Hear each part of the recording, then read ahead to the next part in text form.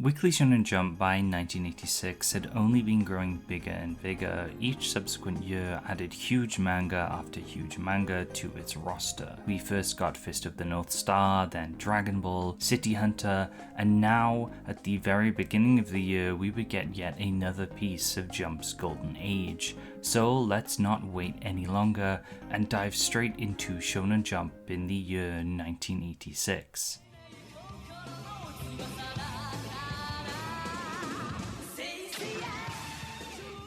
Saint Seiya, or Knights of the Zodiac, would begin the year with a bang, being what Masumi Kurumada is mostly known for, lasting a respectable 249 chapters and 28 volumes. Up until now, Kurumada had already proven himself as a strong and influential mangaka, being a huge source of inspiration on the manga of Shonen Jump with Ring ni Kakero, and he would go on to do so yet again with Saint Seiya. Battle manga in the magazine at this point relied on martial arts with the occasional flashier technique, like in Fist of the North Star or Dragon Ball, things that were possibly inspired by Kurumada's earlier work, but come Saint Seiya, Kurumada would take things to the next level. The saints in Saint Seiya utilize powerful cloth artifacts to awaken and utilize their Cosmo, a unique power bestowed upon them by the goddess Athena, used to protect her. One such saint is the titular Saint Seiya, who possesses the Pegasus cloth. I would say that storytelling isn't Kurumada's strong suit, with the plot of Saint Seiya mostly being pretty simple setups to start fights between the saints. The story would go through multiple large arcs, seeing Seiya, Hyuga, Shun, and Shiryu battling their peers, the Dark Saints, the Silver Saints, Gold Saints, and even Poseidon and Hades throughout its run, but from the very beginning it was an especially popular series, managing to get its anime in October of 1986, which you can see mentioned on the 45th issue of the year. The anime would run all the way until 1989 and have a total of 114 episodes, giving way to even more Saint Seiya anime after, as well as films and some live action adaptations, some of which are as recent as this year, with a new 2024 Saint Seiya film just having come out.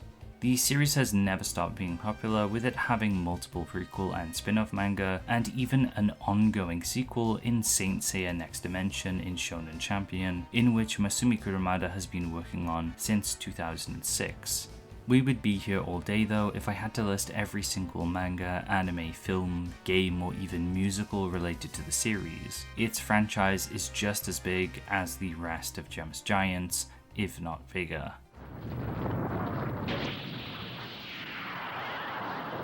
Whenever evil saturates the world, it is said that inevitably the fighters of justice, the warrior saints, will appear. And today they have revived. Saint Seiya! As for why it was so popular, I can't say for sure, but Kurumada was on the top of his art game by this point, with there usually being at least one lavish double-page spread in each chapter, which is a real treat for the eyes. Often these showcased wild and creative Cosmo powers, which likely captivated readers at the time.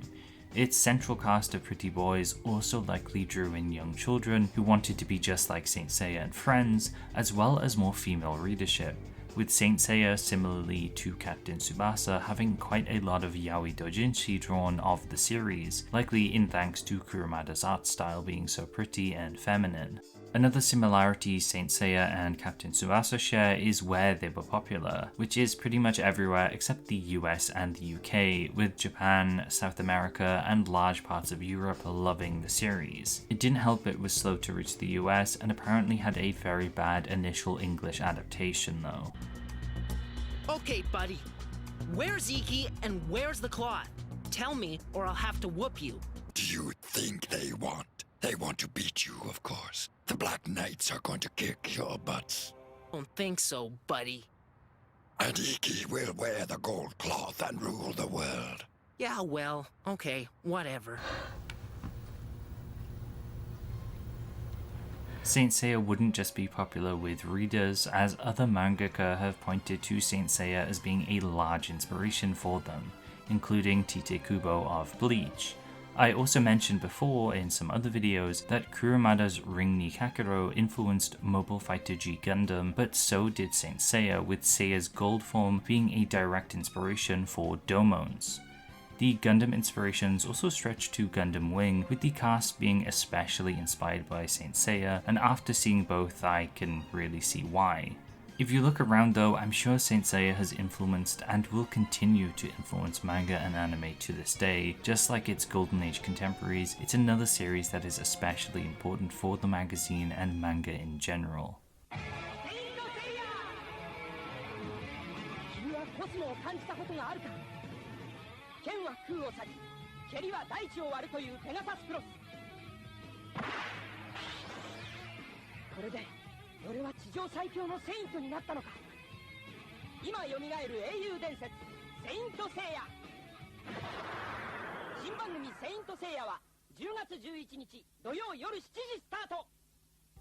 Uwasa no Boy by Nonki Miyasu would last 19 chapters and 2 volumes, with many readers apparently excited for Miyasu's debut in the magazine, as his previous and ongoing work at the time, Yarukia Night, was running in Monthly Jump.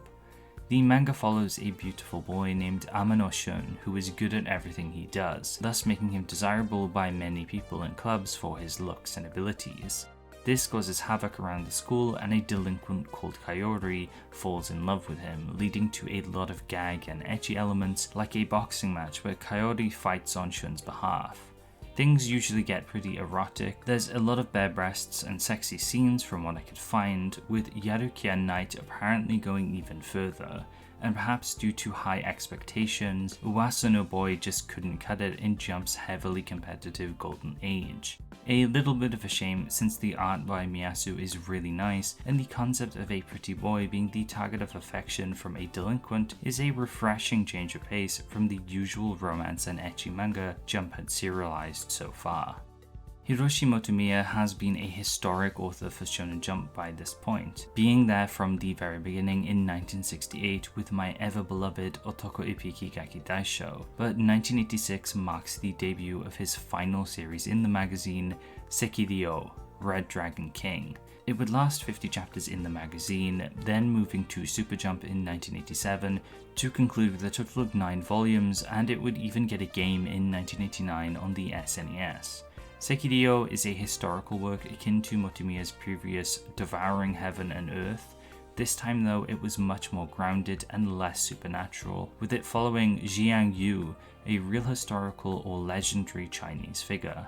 It's set in 221 BCE and sees the Qin Empire and their tyrant emperor face off against the protagonist and allies as they aim to overthrow the current governing body. My knowledge of Chinese history is non-existent, but I'd likely expect the manga to be filled with a lot of war, combat and strategy, peppered with scenes of human drama. The artwork by Motomiya is as iconic as ever, and it's interesting to see an older style present in the magazine, alongside a lot of newer works. While Sekiryuuou lasted an entire year in the magazine since his debut in Jump, much had changed. Art-wise, content-wise, and the stories Motomiya wanted to tell were likely falling out of vogue. Or he himself was getting tired of them, evident when he ended Devouring Heaven and Earth himself. Speaking of that manga, I have a little addendum to it, as the first volume of it, as well as Sekiryuuou, have had their first volumes officially translated. Unfortunately, they are hidden in the cracks of the internet and locked behind Renta's point system. The fact that only one volume of each is translated is also a shame too, as at best you can only get a taste of these works. It's a bit of a bittersweet ending to Motomiya's run in Jump, and I'll be sad to see him go, but Jump is perpetually in a state of great change, and new and exciting manga and mangaka can be found around every corner. Animal Boy or Animal Fighter by Soichi Yagihashi lasted 1 volume and 10 chapters and follows a boy called Izuru who wields the Wild Fist style of martial arts that mimics animals.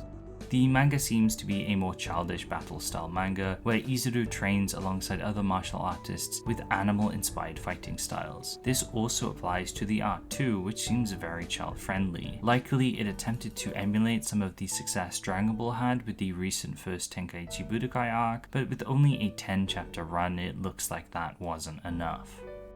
After the end of Shape Up ran, Masaya Tokihiro would attempt to write another comedy series, Taheruana Tomiko, prepping the story for an entire volume in advance, but sadly it would only run for 15 chapters and 2 volumes.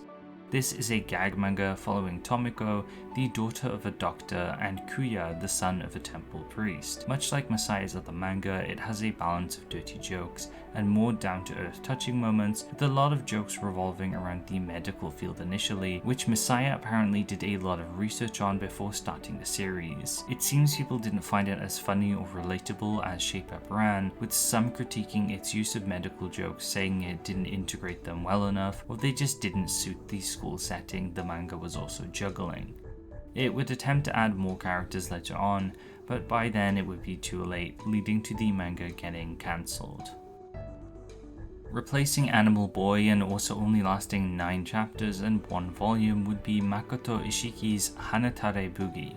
It was a sort of sitcom gag series depicting a 5-year-old boy and the daily antics he'd get up to alongside his family. It seemed to tell jokes that would have probably been a bit more innocent and different to the other gag manga of the magazine at the time, and would have a bit more of a cozy family vibe unlike anything else in the magazine. But the focus on such a young protagonist, as well as tackling a subgenre Jump readers might not have been accustomed to, likely led it to be quickly axed, which is a shame because Makoto Ishiki's artwork for the series is exceptionally well drawn and cute. Metal K by Joji Maki would last 10 chapters and 1 volume, being a horror manga following Hyodo Isamu, the president of Myojin Pharmaceuticals, investigating a recent death of one of his colleagues. He returns to the mansion of the original family who owned the company, who died many years ago, only to find that their daughter Keiko is still alive. And this is where Metal K erupts into a horror revenge tale that sees Keiko take out those who killed her and her family, including Hyodo. It's an exceptionally graphic manga with a lot of bloody, gruesome kills, and Keiko being naked a ton. I'm kind of surprised this was even allowed in Jump. It also didn't last very long though, most likely due to how ill-fitting it was, mixed with how stacked the roster would have been at the time. Regardless, it's a delight to read, with it mostly consisting of a Revenge of the Week style chapters at the beginning of the manga, where Keiko delivers gory justice on those that killed her. After a while though, it does shift to more Monster of the Week, when the Rosicrucians enter the fray, the organization who took over her pharmaceutical company, who produce chemical weapons which are used all over the world. They have also experimented on humans, transforming them into various hybrid monsters called weaponoids. The fights are genuinely really fun and a great spectacle, and I think anyone who enjoys horror films would get a lot out of Metal K despite its short run. It is somewhat obtuse to obtain though, with me finding it with an official translation on a website called Yomoyo, which uses a point system. It needs 320 points in total, so you'll need to spend about $4. It's not ideal, but thanks to my wonderful patrons, it's a luxury I can afford, and I probably would recommend reading this if it sounds cool. I think it's worth the $4. I also want to thank Mr. Graham for these really cool color pages from Metal K, which are in really high definition, and they look super cool, and the official volume release doesn't even have these. So take a peek, they look great. Another manga to last 10 chapters in 1 volume would be Yoshihiro Kuroiwa's Sasuke Ninden. Years before we'd get another ninja story with a character named Sasuke, we would see Sasuke Ninden in Jump attempting a similar thing. This time though, we follow Sasuke, a ninja with tremendous talent who possesses a cursed sword called the Izayoi. The sword is said to give the wielder the power to rule the world, so Sasuke is hunted by evil beast ninja, with the series mixing in battle elements with jokes and ecchi. The thing that sticks out the most is the art style, which is gorgeous and feels pretty modern for the time period.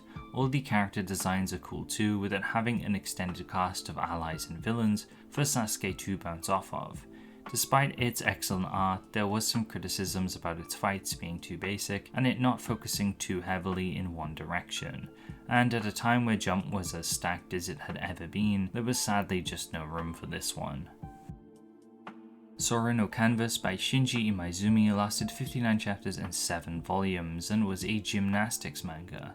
Not a sport you see much in Jump, although Blue Box covers it briefly with Hina, but I can't think of anything else, and this is also exclusively a gymnastics story.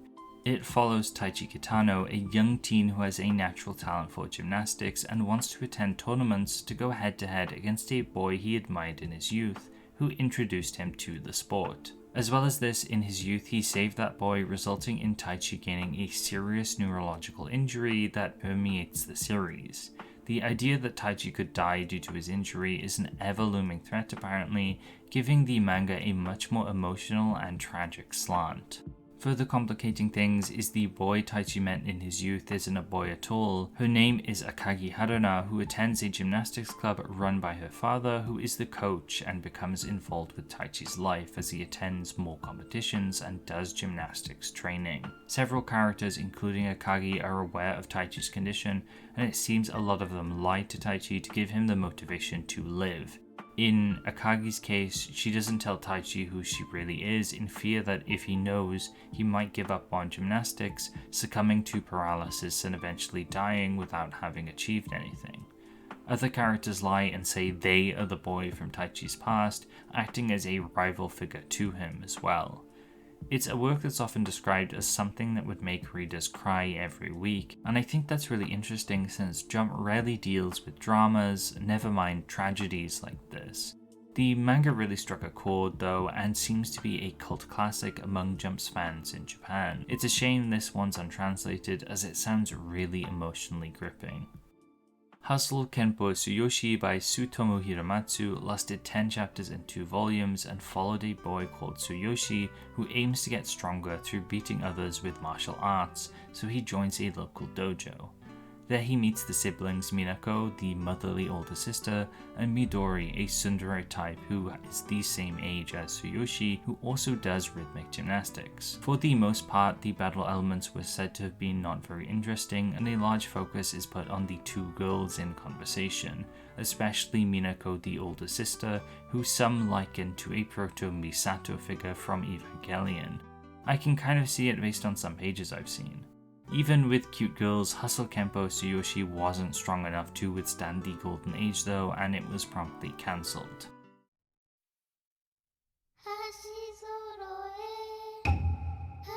Kuon, sadly not an adaptation of the 2004 From Software survival horror game, was a 11 chapters and 2 volumes long manga by Hiroyuki Kawashima.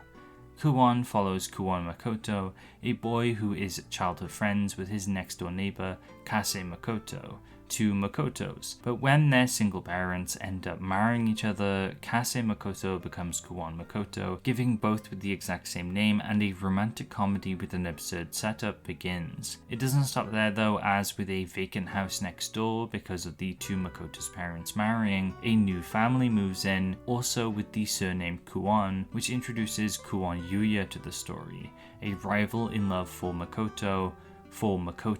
It also seemed to play all of this straight, being focused on being more of a romantic drama first, with the jokes only really coming from the naming convention of the characters, and that's something that also supplements the romance and how frustrating it would have been for every Kuon involved. Think of the school rumors when people start talking about Kuon. Which of the three would they even be referring to? There's also a girl called Rino who male Makoto is into, which complicates things even further, making female Makoto very jealous, and there's a lot of scenes depicting her just lost in thought. It's a very well drawn manga, and it's refreshing to see a romance manga without an abundance of ecchi, even using its technically siblings thing to further illustrate how frustrating it is for the two Makotos to get together. Sadly though, it was cancelled before anything was made concrete, but it does remain a sort of hidden cult classic in the Japanese Shonen Jump sphere due to its insane concept. Kenritsu, Umisora, Koko, Yakyu, Buin, Yamashita, Taro-kun, or Yamashita Taro, member of the prefectural Kaiku High School baseball team, was a baseball manga lasting 178 chapters and 21 volumes by Koji Goseki. The manga follows Yamashita Taro, the worst baseballer ever, who despite that title wants to be the very best, who with enthusiasm, hard work, and a passion for the sport helps bring the Kaiku baseball team to victory. Unlike a lot of other sports series, this one apparently has no school scenes, doesn't feature a coach or managerial character, and focuses on the actual baseball games, pacing itself well so it manages to go through many full games throughout its run. Hirohiko Araki, who would soon debut JoJo in the following year, cites Taro-kun and Koji Goseki as a massive influence for him and JoJo specifically, which is interesting as both manga are so different, which Araki himself comments on. He even drew Taro-kun once and he looks pretty goofy in his style, but I think it was really sweet of him to do this. It would also receive a 34-minute OVA as part of something called the Jump Anime Carnival in 1988, and even though it didn't receive a full anime, it did very well for itself, lasting as long as it did. Even though the magazine was bulging at the seams with a great series, and with Captain Tsubasa acting as its premier sports title, Golden Age Jump still couldn't say no to a new baseball series, and I think that's a testament to how much this magazine loves baseball. I'm pretty glad Jump found another long-running baseball series, and I probably won't have to talk about another one for a while. Let's check the next manga. It's Kirara. That sounds like a rom-com. And if you can believe it. It's a baseball series. Kirara by Shinji Hiramatsu ran for 15 chapters and 1 volume, and is indeed a second back-to-back baseball series. It heavily distinguishes itself from Taro-kun and pretty much every other baseball series though, as it mixes the sport with Hiramatsu's usual violent and over-the-top flair. Kirara follows the titular Kirara Ikuzawa, a delinquent and baseball god who managed to get 26 consecutive strikeouts in his last regional tournament. Unfortunately for him, he and his girlfriend Nami are shot up following a bank heist gone wrong. With Nami paralyzed, Kirara vows to try harder and goes to a delinquent school with a baseball team with the aim to take them to the Koshin and win.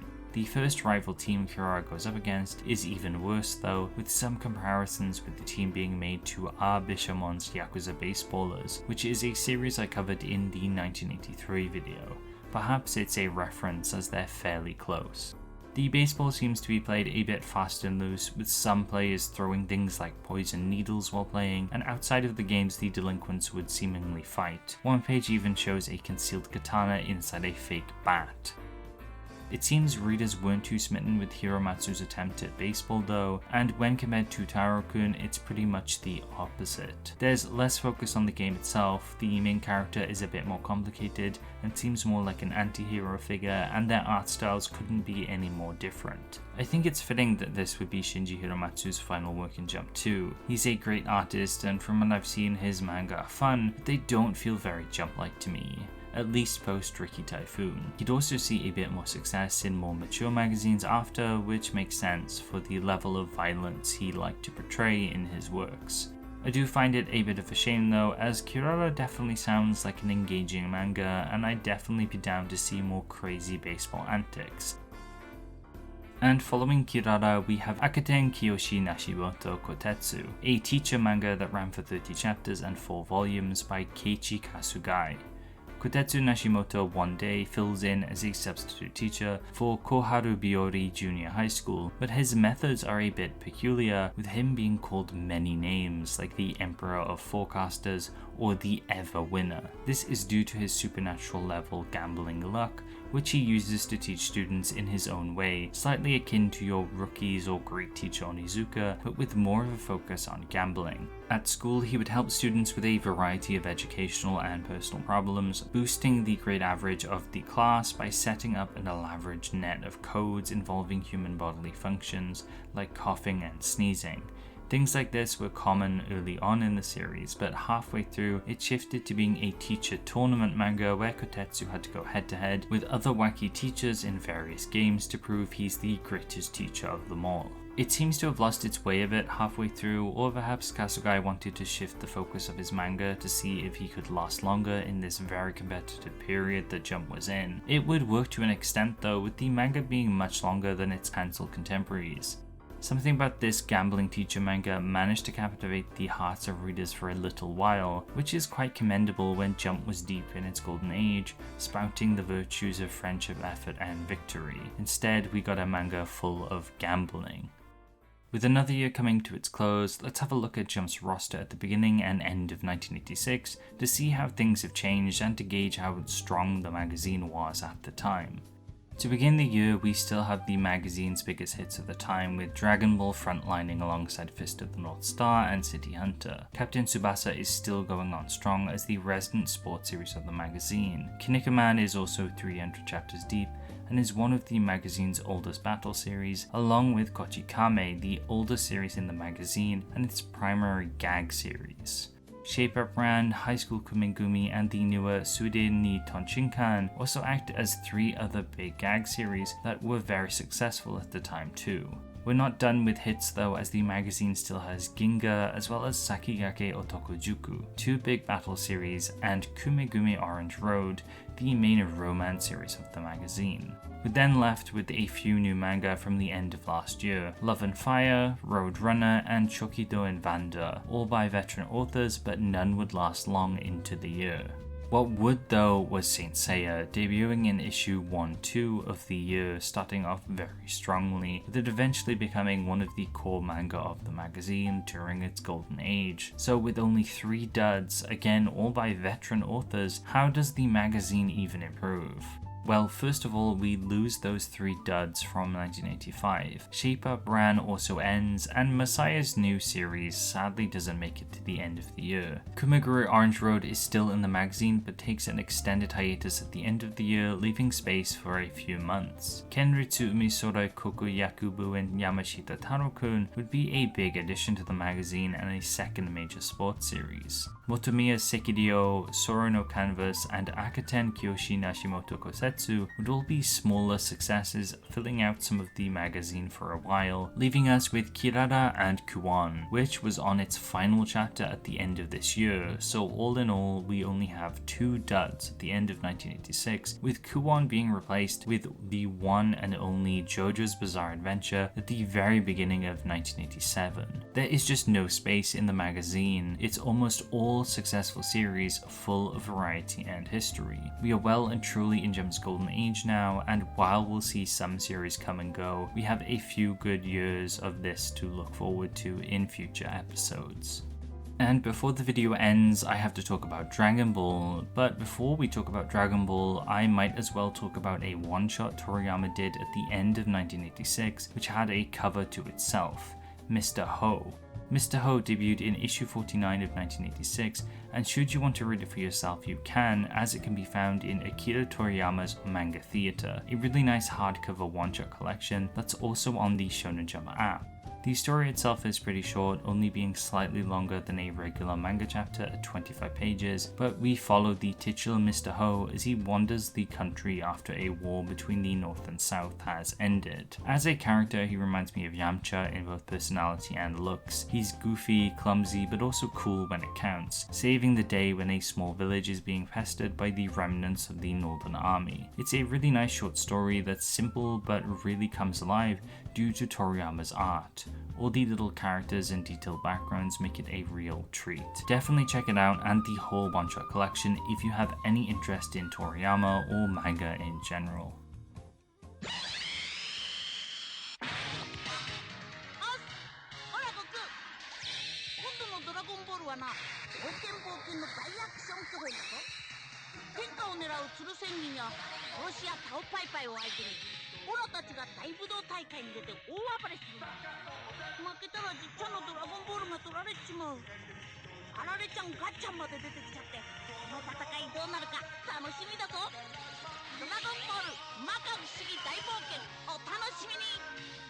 And finally, we've reached today's Dragon Ball section, where we last left off with Goku wanting to find the Dragon Balls again. The Red Ribbon Army arc gradually introduces the titular group as an obstacle to Goku, who also want the Dragon Balls for their own nefarious means. Pretty quickly we're thrown into a few fights, culminating with Goku going up against Colonel Silver, who he easily dispatches, alerting the rest of the Red Ribbon Army to their new adversary. A robot then helps Goku fly in a ship after Kinto-un got bazookaed, but this ship ends up crashing near to a Red Ribbon Army base. There Goku is cared for by a family who reveal their village is being harassed by the army, so Goku now has an extra motive to stop them. Goku fights a cyborg and a ninja, and we are introduced to 8-Man, an android who looks like Frankenstein's monster, who is the best character of the arc. He's just really sweet, and I always get a crack out of the fact he'd rather blow himself up than do evil. He's a nice companion for Goku since he's pretty much alone throughout the beginning of this arc, and I'd like to think he helps define Goku's moral compass for the future. Together they fight the formidable Jiggler, who Goku defeats by breaking a hole in the wall so the cold air freezes him. It's nice to see that the fights still have their own cartoony logic, but also show that Goku isn't just a meathead, he does strategize sometimes. The two then make their way to the top of the tower where they face off against General White, who isn't much of a match for Goku, so he underhandedly takes the mayor of the village from earlier hostage with his hypergun. This puts Goku in a tricky situation and he ends up getting shot, but 8-Man, the MVP, then wallops General White out to the tower and saves the day. This mini arc then ends with Goku, 8-Man and the villagers having a feast. 8-Man is welcomed into the mayor's home and we get some really nice dialogue where the mayor reassures 8-Man that it doesn't matter if he's an android or not because he's better than most people he knows. Goku then bids farewell to his new friend and flies back on a newly appeared Kinto-un to find his oldest friend, Bulma, so she can fix his Dragon Ball tracker. Goku exploring the city alone is pretty funny since he's not very accustomed to it, but eventually he finds Bulma's house thanks to a police officer. There we get some funny gags with Bulma's family, but soon after they depart together to find the Dragon Balls again, just like the very beginning of the manga. They also visit Master Roshi's house for a quick visit since a Dragon Ball is nearby, and they recruit Krillin to their cause, and a short undersea adventure arc begins, where the crew have to evade the Red Ribbon Army's planes and submarines, commanded by General Blue. After some underwater shenanigans, General Blue manages to snatch up Goku and friends' Dragon Balls. This initiates a high-speed chase with Goku tailing the general above Penguin Village, the setting of Dr. Slump, and we then get a few chapters of crossover between the two series, which is really sweet. The cast, including Rayleigh, help Goku get the Dragon Balls back, and they kick the snot out of General Blue for good measure. The next Dragon Ball, which Goku attempts to get alone, is in the possession of Upa and her father, who are being harassed by the Red Ribbon Army. At this point, they're fed up of losing to Goku though, so they send the best